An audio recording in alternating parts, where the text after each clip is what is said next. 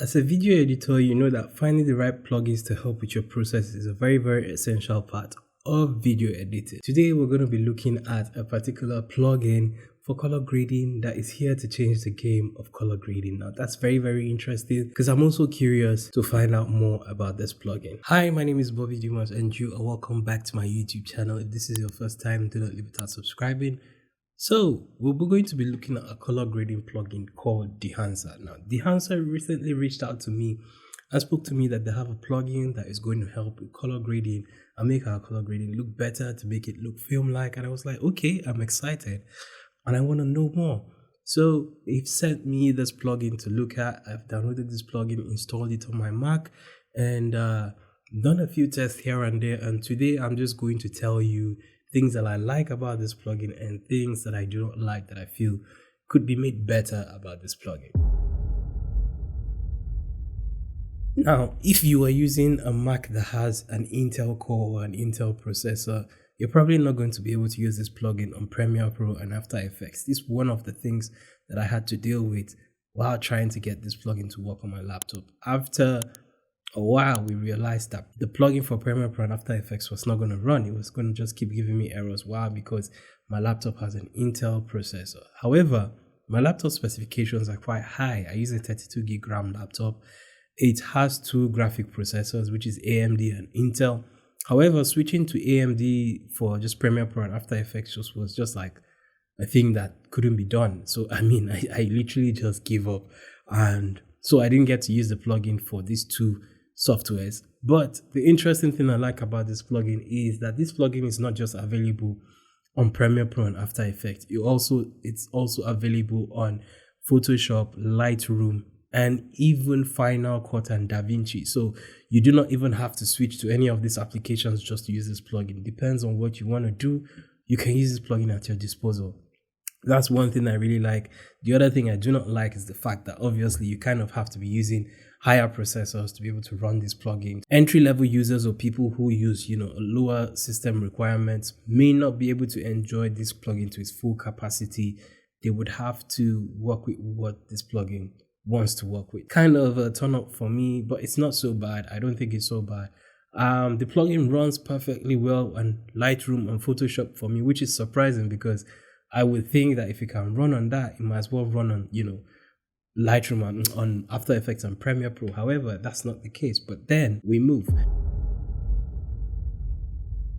This is develop mode on Lightroom, and this is a picture I took, and we're just going to use this picture to practice and see what comes up. And you go to edit in and edit in Dehancer plug, and so it creates a copy for you before going ahead to edit. Now that's very good because sometimes you don't want to edit the original picture and not have anything to go back to, right? This particular question that this plugin is asking me, no GPU to select. Now when this happened before, obviously you're told to go to settings, processing, and select. Now because my laptop has two, I selected any of them and it works fine. Now when I close Lightroom and come back to this particular plugin, I realize I have to reselect the processor once again. So it's like a thing that I always have to do. However, I do wish that this could just be done as a default setting from the moment the user selects it at first. Something I think that they could work on. Also, one thing I realized is the preset section here, you're able to select the kind of presets you want. And usually I select all because I want to see all the presets that are available for me to use. Now, when I do this and I close this plugin to edit another picture, I have to come back here and also do these all presets again. Another thing I wish it could always, it could just be on whatever I've set it before, it could maintain the previous setting. First things first, you have a lot of looks here that this plugin gives, which is very interesting because it's a lot for you to work with, right? Depending on what you're trying to edit. I'm not sure how this looks for both the Premiere Pro and After Effects, but I'm pretty much sure it looks similar because you're going to be applying this plugin on an adjustment layer. When looking at this plugin for the first time, this is because I already have an idea of color grading, so I know what I'm looking for and what to not look at. On this panel here, you see a lot of names and a lot of things that a first-time user would be able to understand, mainly because these are not names that you probably would see on Premiere Pro or After Effects. These are just brand new things. A few of these things you would see, like highlights and a couple of other, but not everything here would you see on Premiere Pro or After Effects. So if you're a first time user using this plugin comes with a manual, so you're going to have to maybe go through the manual to understand some of these things, some of the names here, that so that you're able to use them appropriately. Now, if you're someone who just likes to experiment and you go ahead and experiment in this, that also would work for you. So if you're downloading this, not everybody is really ready to read like a manual to go through it. So however, that doesn't mean you need to change the name, but I mean just maybe some other way to introduce it, just the way Premiere Pro or After Effects or all these ones do, whereby when you scroll over them, they kind of give you a little tutorial on what that particular grading or what that particular function would do for you.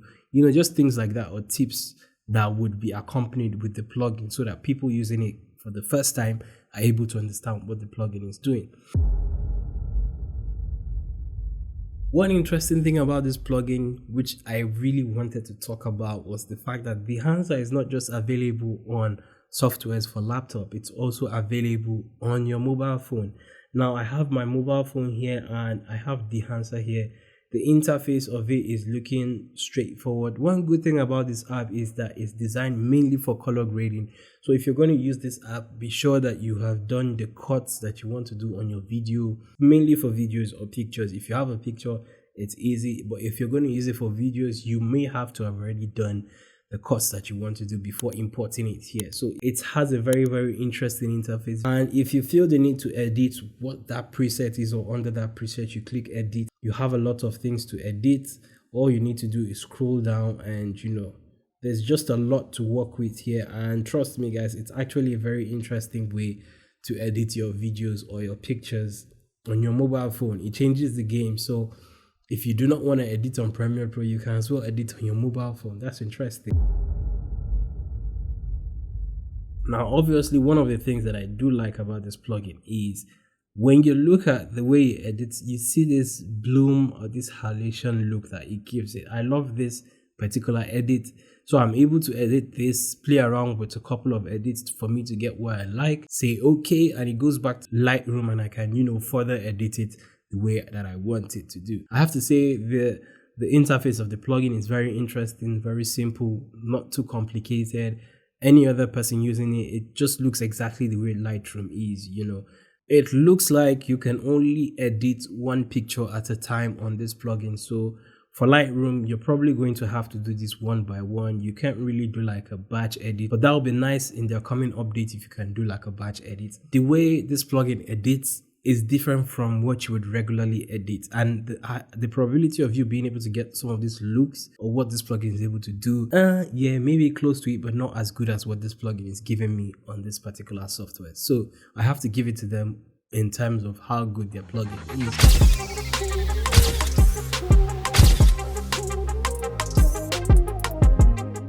Now, if you're looking to make payments for this plugin to get full subscription, I'm giving 10% off of every payment. So all you have to do is use my code ColorBobby and you get 10% off. A game changer to the color grading, and it's, to the best of my knowledge, I've also gotten to know that they've been in existence for a while. It's just that it's gradually coming to the limelight, and this is very interesting. I would be part of those that would be pushing to say you should get this plugin and start using it, because I mean, what you can get with this plugin is very, very amazing, and I think it's a plugin a lot of people are sleeping on. So if I'm able to get a better system or see how we can make things work, and I'm able to use this on Premiere Pro, you guys will hear from me again. However, this is a very interesting plugin. With that being said, thank you guys for watching this video. Thank you, shout out to Dehancer for giving me the privilege to do this. I'm really grateful, and I do hope to do more videos with your plugin and show more contents with your plugin very, very soon. Once again, thank you, and see you guys in the next video. Peace.